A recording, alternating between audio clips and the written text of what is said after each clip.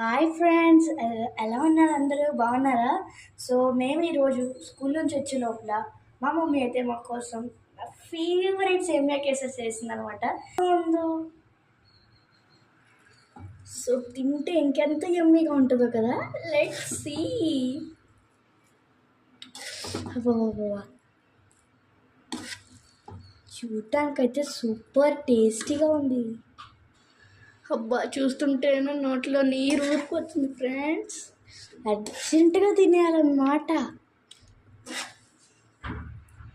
So friends, ఇది ఆరిపోయిన తర్వాత ఫ్రిడ్జ్లో పెట్టుకొని తింటే ఇంకా ఇంకా ఇంకా ఎమ్మీగా ఉంటుంది అనమాట.